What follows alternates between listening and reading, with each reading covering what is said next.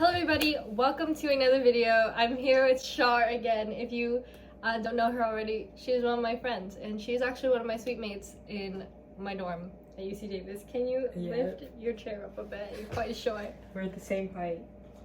No, we're not.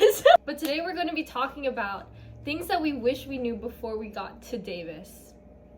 The first thing that I was thinking of was biking. I ended up trying like the first couple weeks not having a bike, like, you know, just trying to walk around. But we both live in Cuarto, which is the furthest dorms from like the main campus. So if you want to go to class, it's about a 30-minute walk. Like that's kind of towards central campus. You can also take the bus. I took the bus quite often in the fall and then the beginning of winter quarter. But low-key, having a bike is kind of crucial, especially if you live this far. I mean, like, it's just a lot more convenient. I mean, a lot of people were telling me that in the beginning, and I just didn't care because I didn't like to bike. But yeah, definitely when I started biking a lot more, I became a lot better at it, and it's my main mode of transportation now. So it's okay if you don't know how to ride a bike yet. You will learn. I think I bike more than I walk, to be honest. Okay, that's kind of crazy. Because, like, there's just parking everywhere. Like, even if you want to go to a restaurant in downtown or something, like, it's in front of the restaurant. Like, you're just gonna... Yeah. I also want to add that, like, when you bike, it could be a lot easier for you to hang out with your friends, too, especially if all of them bike. You can scooter. You can scooter as well, but that's quite expensive. Oh, yeah, also, bike crashes. It is not uncommon, I think, just having collisions.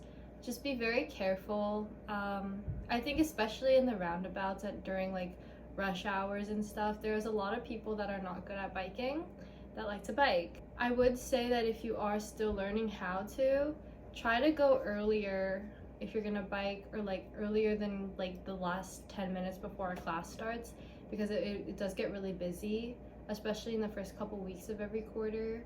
So use your hand signals, because people don't, and they just swerve into you. I think especially if there's other people around. Like obviously if you're by yourself, it's not that big of a deal, but like if you can, you should use your hand signals. I did get injured a couple times from falling off my bike, not because, okay, the first time was because of me, but the second time was not because of me, and I still have a scar on my leg for it. So yeah, be careful out there. The next one that I have is studying for tests. I never had a proper study method before I got here, so I was kind of lost, especially fall quarter, on like how I should be studying for tests, because a lot of the time not all professors will give you practice exams, and like it's really up to you. It's a lot of self advocacy when it comes to your academics, and especially like how you do on tests. Like obviously sometimes there are curves, but like I don't know, I feel like if I figured out a way to study earlier on, it would have been a lot easier for me. Branch out to see who else is taking your classes, because sometimes you might be left with the professor that doesn't give practice exams, but other people might have some. And if you just ask around, maybe you could get some like invited on Discord, or like practice tests from other teachers too. That's another thing, like a lot of classes have Discords that people make. Usually they get posted on the Canvas page, but if not, like I don't know, you low-key can make one yourself if you want to for the whole class. But those are actually quite useful sometimes. Not even if like to talk in it, sometimes I just see what people are talking about, and like I don't know, it helps me. So I think another thing also is professors. So far at least, I've had some pretty bad professors when it comes to my core like classes that I need for my major.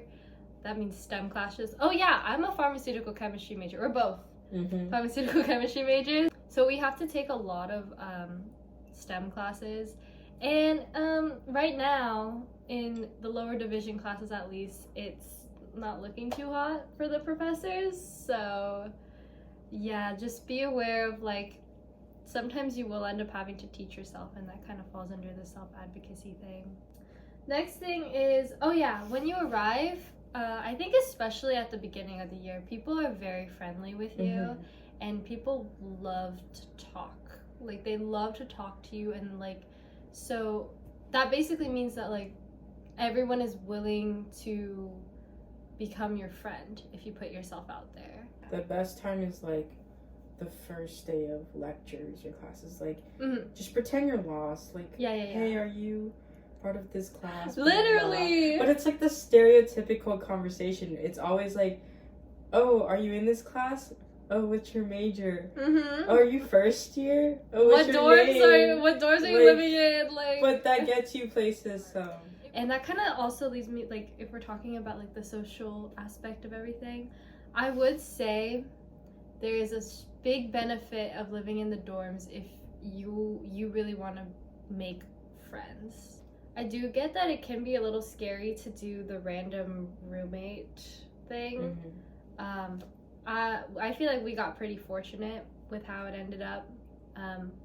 We get along with each other very, like, we're actually friends. It's crazy. I feel like they're pretty quick on if you have like problems with anything. Oh yeah, that's so true. Like, I know a lot of people that moved out or switched roommates and stuff. So. Oh, here's another one. Don't take morning classes if you don't have to. A lot of people go into it with the mindset of like, oh, I wake up at like 7, 8 a.m. to go to school every morning. Like, that's not going to be any different once I get to college. That was my mindset. I had like 9 a.m.s almost every day, and I regretted that in the fall because, especially in the fall, I regretted it because that was when I was staying up the most. There was one time I literally pulled an all-nighter the night before a midterm, but not because I was studying, but because I was socializing. Like, it's so bad. It's bad. So don't do that. Morning classes, no, for sure, on fall quarter. And maybe winter because it's just so cold. Like, who's gonna wake you're waking up so and it's dark. true. It's literally still dark. Yeah. Spring quarter, I see people doing, like, I would do morning classes in spring quarter because it's nice. Like, might as well get your day started because there's sunlight all day. So, and also, and like, nice. The socializing kind of dies down a little bit. Like, it's not as intense because I think we become more established. Yeah, winter quarter is the least, right? The least social. Because no one wants to be out. In theory. Oh, it's so facts. It's so cold. Low-key kind of dead. Another thing I want to talk about is the size of campus. This kind of falls into the biking category, kind of. But, like, campus is very big. Like, they tell you it's big, but, like, you will not understand it until you try to, like, walk it. Like, I tried, like, the first week of school to just walk everywhere. Wasn't great, especially because it was super hot at the time as well. So the campus is quite large, so that's another reason why biking is probably good. Like, we're the biggest UC campus, I'm pretty sure. So it's really nice. Like, campus is very nice, and but yeah, I feel like the freedom here, like,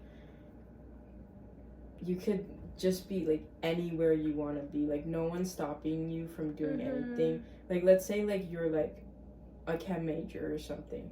You can be sitting in, like, the English hall or whatever college or whatever, or, like, you're an English major, you could be sitting in the engineering building. Like, no one's gonna stop you, but, like, I feel like that's your best way to utilize your, like, because you're paying so much. You could just sit anywhere you want. No, like, yeah, just so true.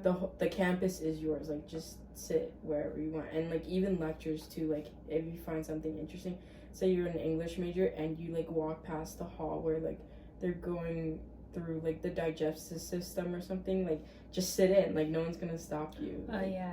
If you're interested, then just do it. Like, I've crashed many of my friends' lectures before. You can just, like, sit there if you want to, and, like, if you're considering if you want to take a class or not, you can sit in on their lectures as well. Was there anything that you thought you needed and then you realized you didn't? My notebooks. I wanted to be a notebook person, like pen and paper, you know, like bring out all my color pens and my pencils and whatever. No, then that life's That's not one for of your me. things. That's not for me. Low key invest in an iPad if you Or can. at least like a laptop or something else that you can take notes on. I feel like you definitely need either a laptop or an iPad. It's a game changer. Game changer. It's game changer. Char started off not having one. I thought like the professors would be like, you know, writing on this, like writing notes or whatever. They just have straight up slides on the board, and like there's no way I'm copying these like giant images onto my paper in like a minute. So I think something I brought that I don't really use, I only use like a couple times, my steamer. Okay, it's just because it became a lot of effort. Like, I think the first week I always woke up, I got my clothes out ready to go on a hanger, and then I like steamed them. But no, if I could, I would iron my clothes. So I brought a steamer thinking I needed it, but I really didn't. Slay the day away. Yes. Thank you guys for watching our video. If you have any questions, you can comment them. Any last words? no. Okay.